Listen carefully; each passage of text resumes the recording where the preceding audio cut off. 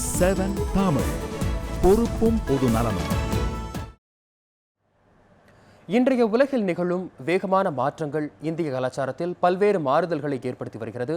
ஆனால் நீலகிரி மாவட்டத்தைச் சேர்ந்த பழங்குடி சமூகம் ஒன்று தங்களது பாரம்பரியத்தில் இருந்து மாறாது தொடர்ந்து அதனை கடைபிடிக்கின்றனர். அதனை இப்போது பார்க்கலாம். நீலகிரி மாவட்டத்தில் கோத்தர எனும் வகுப்பை சார்ந்த பழங்குடியினர் 6 கிராமங்களில் பரவலாக உள்ளனர். கலாச்சாரம், பண்பாடு, பழக்க வழக்கங்கள் ஆகியவற்றை அதன் வளமை மாறாமல் அவர்கள் தொடர்ந்து கடைபிடிக்கின்றனர். கோக்கால் கிராமத்தில் நடந்த வரசாவு என்கிற பழங்குடி விழா அவர்களின் பண்பாட்டை எடுத்துரைப்பதாக இருந்தது.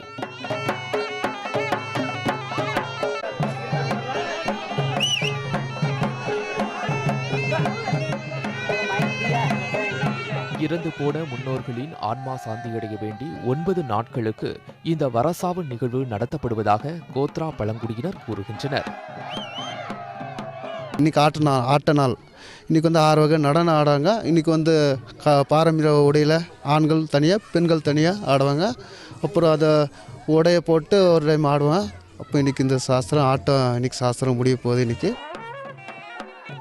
வரசாவு நிகழ்வின் 9வது நாளில் ஆண் பெண் என அனைவரும் வெண்ணிற ஆடை உணையடிந்து பாரம்பரிய இசையில் நடனமாடியது கண்களுக்கு விருந்தாக அமைந்தது. எங்களுடைய கலாச்சாரம் வருஷங்கிறது ஒரு சாஸ்திரம். அதாவது முன்னோர்களுடைய ஒரு நினைவு நாள் 2 வருஷத்துக்கு ஒரு தடவை நம்ம கொண்டாடுறோம். நவீன யுகம் வாழ்வின் பல அம்சங்களை புரட்டி போட்டுள்ளது. ஆனால் இந்த பழங்குடி மக்களின் கலாச்சாரத்தில் அவற்றால் எந்த மாறுதலையும் உண்டாக்க முடியவில்லை என்பதையே இந்த நிகழ்வு நமக்கு உணர்த்துகின்றன.